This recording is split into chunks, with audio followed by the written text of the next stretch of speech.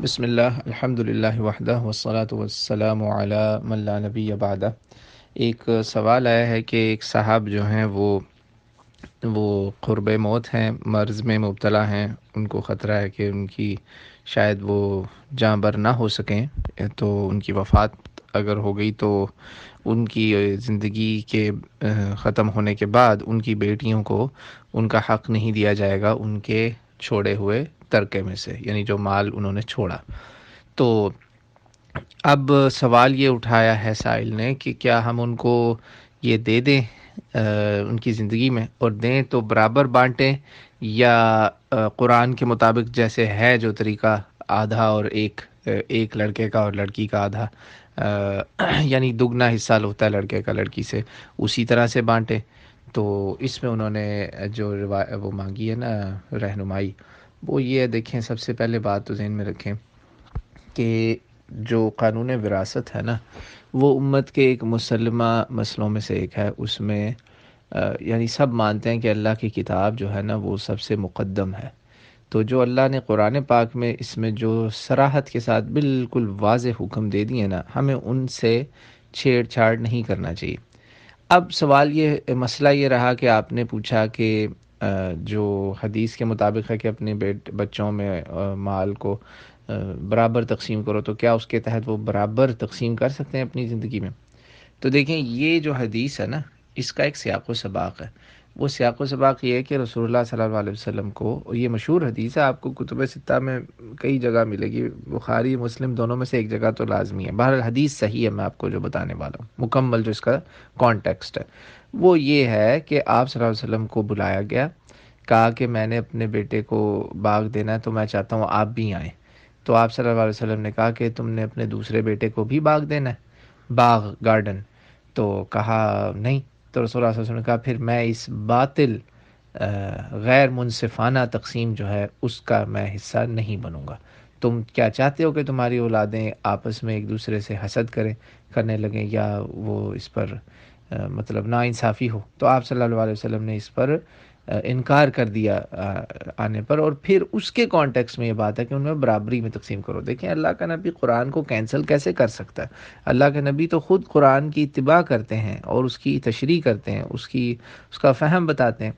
اچھا، اب یہ جو بات ہے نا، اس حدیث سے بعض علماء اسلام نے، جیسا کہ ابن تیمیہ، ابن قیم، انہوں نے رحمہم اللہ نے، بعض نے فتویٰ یہ دیا کہ جو آدمی اپنی زندگی میں صحت اور تندرستی کی حالت میں جب وہ جیتا جاگتا ہے، جب وہ دے رہا ہے نا مال، تب وہ تقسیم اگر وہ بانٹ رہا ہے، یعنی کہ ختم کر رہا ہے، وصیت نہیں خالی کر رہا، دینے والا ہے، یعنی کہ سب کچھ دے دلا کے فارغ ہونے والا ہے، بالکل دے دے گا، اپنے لیے تھوڑا بہت رکھے گا سائڈ پہ، باقی سب کو کہے گا بھائی تم جو ہے وہ لاہور والا بنگلہ لے لو، تم بنگلور والا لے لو بنگلہ، اور تم جو ہے چنائی والا بنگلہ لے لو، اور میں جو ہوں یہ اسلام آباد والی جو چھوٹی سی وہ ہے 10 مرلے کی کوٹھی، میں اس میں ٹھیک ہوں، تم سارے اپنا اپنا لو، السلام علیکم، وعلیکم السلام۔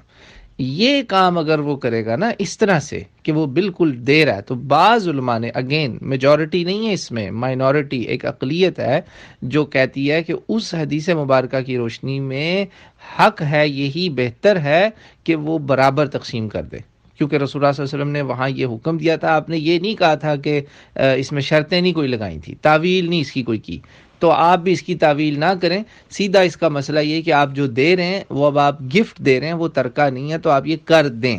لیکن اب دوسری طرف کے جو علماء ہیں وہ کہتے ہیں کہ بھائی قانون وراثت جو ہے نا، یہ آپ وراثت کا جو معاملہ ہے یہ اسی کے انڈر آتا ہے، اس کو نہیں چھیڑیں گے، آپ ایز اٹ از ہی رکھیں گے۔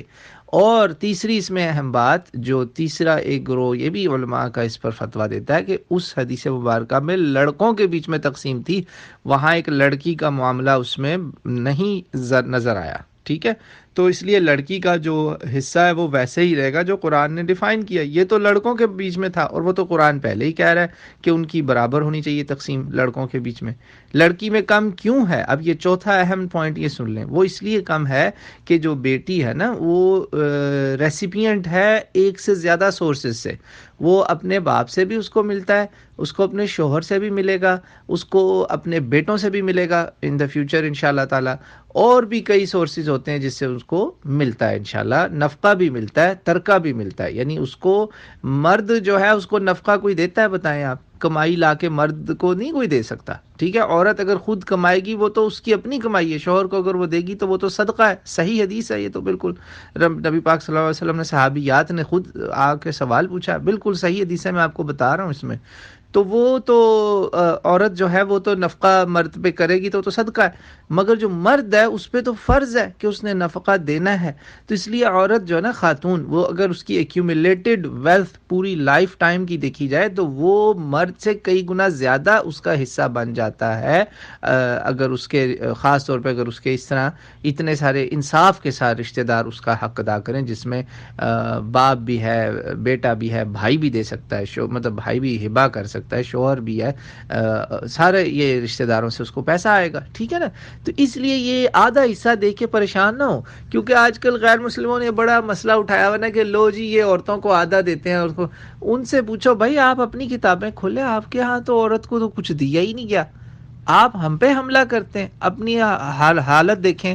آپ کے ہاں تو عورت کو چرچ میں اونچی آواز کرنے کی اجازت نہیں ہے. آپ کے ہاں مندروں میں جو ہے وہ عورت کے ساتھ جو سلوک ہوتا ہے وہ کیا ہم سے چھپا ہوا ہے؟ بتائیے آپ لوگ تو عورت کو جیتے جی مار دیتے ہیں. اب ستی نہیں ہوتی تو اب ودوا ہوتی ہے. ودوا سے تو اچھا تھا وہ مر ہی جاتی. تم لوگ ہم پہ حملہ کرتے ہو بھائی. اپنے کیا اسے کہتے ہیں، اپنے گریبان میں جھانکو، اپنے گھر کی خبر لو پہلے، پھر ہم سے آ کے بات کرنا. ہم نے تو اگر کہتے ہو نا کہ ہم مساجنسٹ ہیں، یہ اس کے لفظ بولتے ہیں مساجنسٹ، کہ یہ عورت کی جو ہے نا وہ صنفی تنزلی، کیا اس کا ایک اردو میں لفظ ہوتا ہے کہ ڈیگریڈیشن آف وومن، عورت کی وہ بے قدری کی جاتی ہے، اس کا حق برابر نہیں دیا جاتا. دیکھو ٹھیک ہے، چلو ہم مان لیتے ہیں مساجنسٹ ہیں، تو آؤ پھر مقابلہ کریں، apples to apples, oranges to oranges, برابر کا مقابلہ کریں. کتابیں کھولو اور دیکھ لو کون کتنا مساجنسٹ ہے. ہم پھر بھی نمبر اوپر ہی لے کے جائیں گے الحمدللہ. تو اس لیے اس میں یہ نہ سوچیں. اب یہ آخری جو بات ہے نا، اس میں لاسٹ پوائنٹ میرا آخری سمجھے 7واں پوائنٹ ہے اس میسج کے اندر، کہ یہ جو شخص ہے نا بھائی جان، والد صاحب جو بیمار ہیں، میں ان کو یہی مشورہ دوں گا کہ ان کو چاہیے کہ اس وقت حالات و واقعات کو سامنے رکھتے ہوئے بیٹیوں کا جو شرعی حصہ نا دیکھیں، وہ جو اس وقت تقسیم کر رہے ہیں نا وہ ہے مرض الموت میں. اس پہ تو اللہ تعالیٰ نے قرآن پاک میں سورہ مائدہ کے آخری 2 صفحوں میں بتا دی بات، کہ وہاں تو وصیت کا ہی معاملہ ہے. وہ بیمار ہیں، انہوں نے اگر ابھی پیسہ بانٹ دیا تو اللہ حافظ کر کے سب نے نکل جانا ہے. تو ان کو کون دیکھے گا؟ کسی اولڈ ہوم میں پھینک دیں گے، کیا کریں گے؟ تو جہاں ان کو پہلے ہی خطرہ ہے کہ ان کے بیٹے ان کا حق نہیں ادا کریں گے ان کی بیٹیوں کا، تو لہٰذا ان کے لیے میرا یہ مشورہ ہے کہ وہ نا اللہ کا نام لے کے اپنی بیٹیوں کو جو حق دینا چاہتے ہیں نا وہ چپکے سے دے دیں اور لکھوا دیں کہیں، ٹھیک ہے، ان کی ملکیت کر دیں. اور اس کی بھی ابھی بھی کوئی گارنٹی نہیں ہے کہ بیٹے بعد میں چھین نہ لیں. رشتہ داروں کا دباؤ ڈالتے ہیں، بڑا کچھ ہوتا ہے ہمارے خاندانوں میں، یہ سارا ہم سب دیکھتے آ رہے ہیں. تو دباؤ ڈلتا ہے کہ تم کون ہو لینے والی، شرم کرو، تم شادی شدہ ہو، تمہارے اپنا شوہر ہے، تمہاری اولادیں ہوں گی، تمہیں یہ ملے گا، وہ تم کیوں لے رہی ہو؟ خدا کا خوف کرو. یہ خدا کا خوف بیٹیوں کو دلایا جائے گا اور وہ کہیں گی لو بھائی لے لو. تو اس لیے یہ جو ہے نا اس قسم کی تقسیم، ابھی تو برابر کی تقسیم تو بھول ہی جائیں آپ. اور دوسرا جو آپ اس وقت مرض الموت کے قریب ہیں، پہلے تو ہم دعا کرتے ہیں اللہ آپ کو شفائے کاملہ دے، آپ کو بالکل تندرستی، صحت و عافیت دے، آپ کی عمر میں برکت دے اور آپ سے نیک کام لے. آپ کوشش کریں بیٹیوں کا جو حق ہے نا اس کی وصیت کرے، نصیحت کرے، ول کروائے اس کی، اور اس کی نصیحتیں کروائے کہ میری بیٹیوں سے ان کا حق نہ لینا، اللہ تعالیٰ ناراض ہوگا. ہاں اگر وہ تو ان کے پاس بہت پیسہ ہے ماشاءاللہ، وہ اپنی خوشی سے کوئی تھوڑا بہت تمہیں اس میں سے دے بھی دیں تو ان کی خوشی ہے، ان کو بالکل مجبور نہ کرنا. کرنا ورنہ اللہ کے ہاں مجرم ٹھہرو گے. تو یہ کر کے نا خاموشی سے تھوڑا سا ان کے نام پہلے سے لگا بھی چھوڑیں, نام بھی لگا دیں, اعلان نہ کریں, بچوں میں اس کی نصیحتیں کرتے رہیں تاکہ ان کے دل مضبوط رہیں, اور ان کو بس اتنا بتا دیں کہ جب میں اس دنیا سے جاؤں گا تو آپ سب کے ساتھ انشاءاللہ اللہ کے حکم کے مطابق انصاف ہوگا, میں کچھ نہیں ہوں اس میں. بس آپ نے اگر یہ اعلان کر دیا نا کہ اللہ کے حکم کے مطابق ہوگا انصاف, لہذا کوئی اس پر چونچرا نہ کرے. یاد رکھے یہ شرک ہے کہ اگر اللہ کہتا ہے ایسے تقسیم کرو اور میرے مرنے کے بعد تم لوگ تقسیم کسی اور طریقے سے کرو گے, حق مارو گے, تو اللہ کے ہاں مجرم ٹھہرو گے. یہ آپ ان کے دلوں میں یہ راسخ کر دینا کہ اللہ کہہ رہا ہے تل کا حدود اللہ, تل کا حدود اللہ, میری ان حدوں کے پاس نہ آنا ورنہ ہمیشہ کے لیے عذاب پاؤ گے تم جو میری ان حدود کو توڑے گا. یہ سورہ نساء میں ترکے کی آیات کے اندر ہی ہے یہ آیت. تو یہ بتا دیں انہیں کہ بچوں یہ اللہ نے اس کے اوپر ہمیشہ کے لیے دوزخ کی کیوں وعید سنائی ہے, کیوں ڈرایا ہے, کہ یہ اللہ کہہ رہا ہے میں فیصلہ کروں گا, مگر اللہ کی جگہ میں کہوں نہیں جی میں جو ہوں عبد الغفور یا عبد الشکور, میں نے بہتر فیصلہ کرنا ہے اور میں اپنی بہن کا جو ہے نا وہ یہ کروں گا جو, تو میں زیادہ بہتر سمجھتا ہوں. تو اس کا مطلب یہی ہو نا میں نے خود کو اللہ کی جگہ کھڑا کر دیا, میں نے اللہ خود بننے کی کوشش جرت کر لی, نعوذ باللہ نعوذ باللہ. یہ ان کے دلوں میں جب آپ ڈالیں گے نا انشاءاللہ, تو انشاءاللہ تعالی وہ خود بخود ان کی اولاد جو ہے نا ناانصافی سے محفوظ رہے گی. اگر آپ نے اس وقت جب کہ آپ خود اس وقت پاور لیس آلموسٹ کنڈیشن میں, آپ کے میں اس طرح کی طاقت سقت قوت شاید نہ رہی ہو, اور آپ اس وقت تقسیم کرنے بیٹھ گئے, تو پھر آپ اپنی بھی خیر و عافیت کی خیر منائیں, کوئی پتہ نہیں وہ غصے میں کیا کچھ کر بیٹھے ہیں, اللہ معافی دے.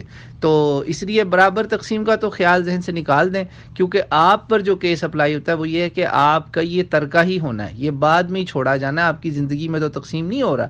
ہاں اللہ کہ آپ کے پاس اتنا ہے کہ آپ تقسیم کر کے خود اپنی بھی سروائیول کر سکتے ہیں تو پھر کر دیں, لیکن پھر بھی میں یہی کہوں گا کہ بیٹی کو اتنا ہی دیں جتنا اس کا حق ہے. اگر پھر بھی آپ سمجھتے ہیں کہ اس سے اس کا کام نہیں بنتا پھر زیادہ دے دیں, لیکن بہتر یہی ہے کہ قرآن پاک کے مطابق وہی رکھیں, کیونکہ اب آپ کا کیس اس صحابی والا نہیں ہے جو اپنی زندگی میں صحت و عافیت کے وقت میں تقسیم کر رہا تھا. آپ اس وقت ترکے کی بات ہی کر رہے ہیں, جو چھوڑا ہوا مال ہے, اور یہ اللہ کا دیا مال ہے, اللہ ہی اس کا اصل مالک ہے, ہم تو صرف ایک امین ہیں انشاءاللہ تعالی. اللہ تعالی ہمیں اللہ کے احکام کو اپنے سمجھنے, ان کے اوپر صحیح طریقے سے عمل کرنے اور ان کو دل و جان سے قبول کرنے کی توفیق بھی عطا فرمائے.